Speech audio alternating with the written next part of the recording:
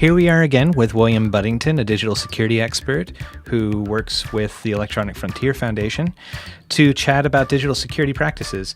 I hope that we could briefly chat about GPS on your digital device, how it works, and how to more securely approach what information is being released and where that information is leaking from and how to handle it. Thanks a lot for chatting, William. One of the cool things about your device is that, so like GPS, right? The global positioning system. It's been around since the 90s. It used to be, this really awkward thing that you'd have on your dashboard of your car, and it was like kind of accurate, and you need to download all these maps beforehand before even getting into your car.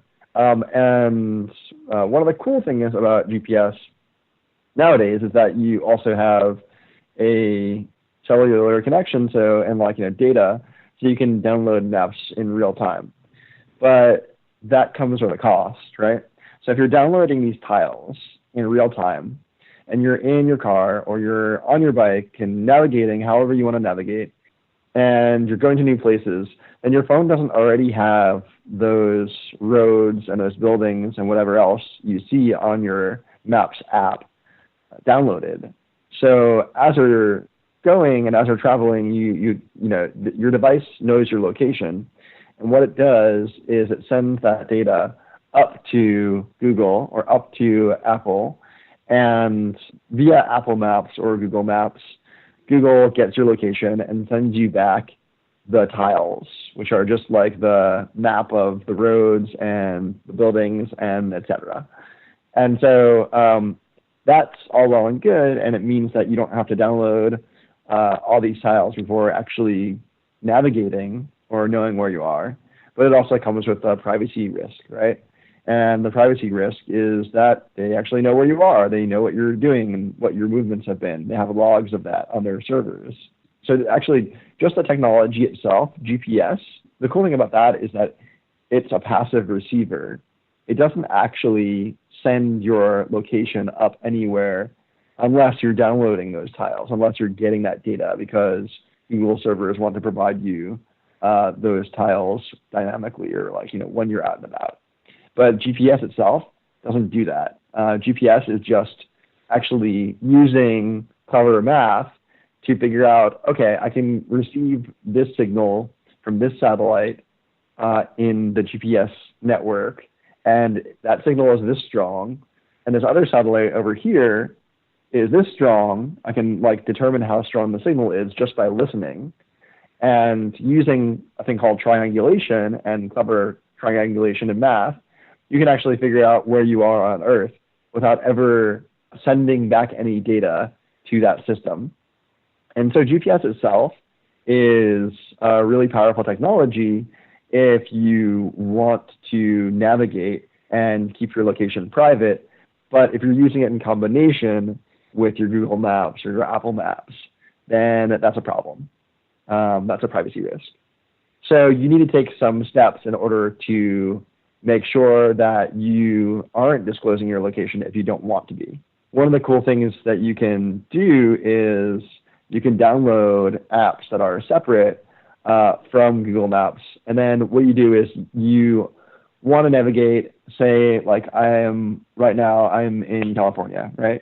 And so what I will do is I will download a map for North Carolina or California. If I know I'm going to North Carolina, if I know I'm going to Asheville, then I'll download that tile for the entirety of North Carolina before I get there. And then when I get there, I can navigate within the state. So you want an internet connection, and then you just download all the tiles. And then once you have that, you don't need to ask Google every single time. You don't need to ask Apple every single time. You have this separate app that has all these downloaded tiles on it. And for Android devices, you can use this thing called maps.me, and it does just that. It'll provide offline maps to you. You download everything ahead of time, and it'll let you navigate in real time without giving away your specific location at any given time. And yeah, there are other applications like this. What it does is it uses this big database it's kind of like a Wikipedia for streets. It's called OpenStreetMaps. And so people like submit these different roads and buildings and tiles, and it's actually really, really comprehensive. You would be surprised how accurate the maps are.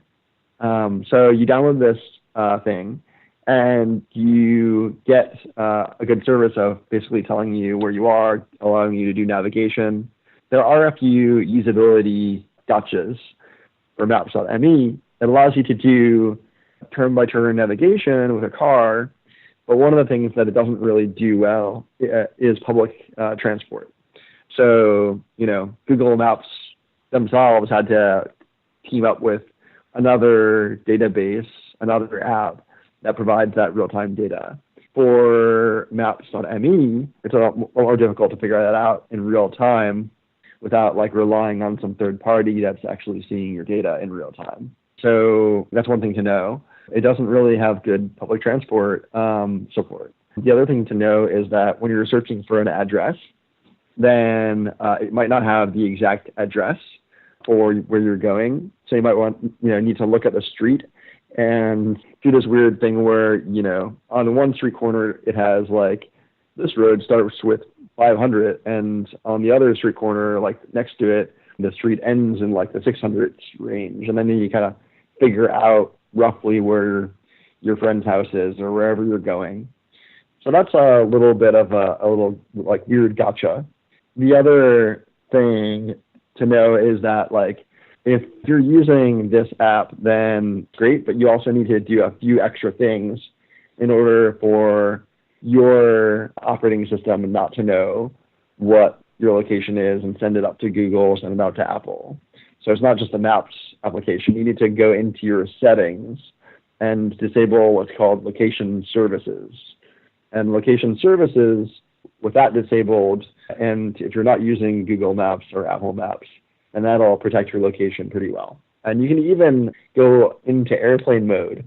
It's really cool to kind of see or be able to navigate around and see that you're in airplane mode, but you have GPS turned on, so you still know where you're going, and can still kind of figure out even directions without having any data connectivity. I guess it just takes a little bit of forethought and some care on the way. Yeah, you just need to do a few steps ahead of time. So that works for Android. Is it the same name for what works on iOS? You have to look up something that works for you for iOS. One thing to know is that if you turn location services off and then go into airplane mode, then you won't be downloading the tiles. Maybe you can kind of navigate at the high level, around a city that you plan to go to, and then you might have that data cached.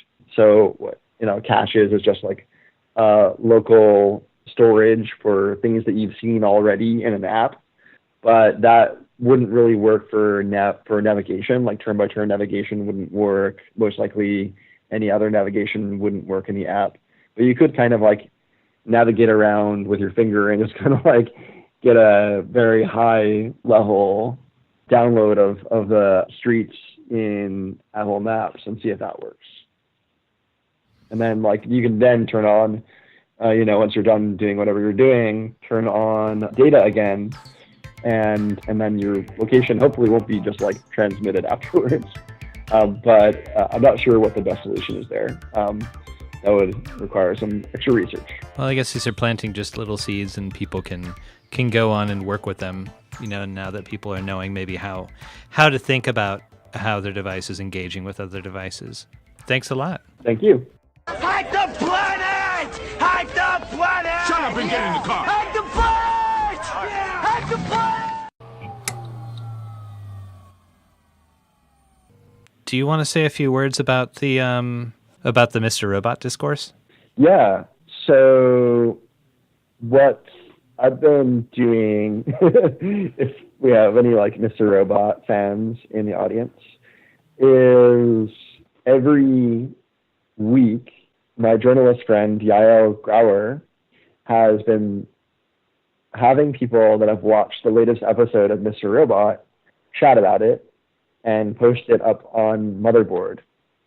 And so, if you want to, you can look up our Mr. Robot chats and, just look up Mr. Robot Motherboard chats, and it'll come up, and it'll have all our kind of like latest chats about mostly the hacks that they used in the episode. We're not doing like a comprehensive plot by plot discourse, but we're doing like, oh, wasn't this hack cool? It's like kind of a bunch of nerds and I just like, well, I would include myself in that category.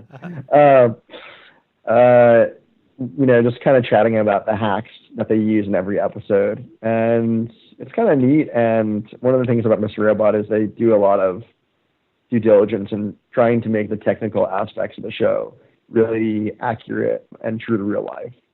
So yeah, check it out. So for listeners who haven't seen it, I think it's on USA Network. Yep. And it's kind of like if Occupy met Fight Club, met some like mid 2000s insurrectional North American anarchists wet dream sort of thing. Gone bad. Yeah, for sure. Okay. Plus like Bitcoin, plus like revolution.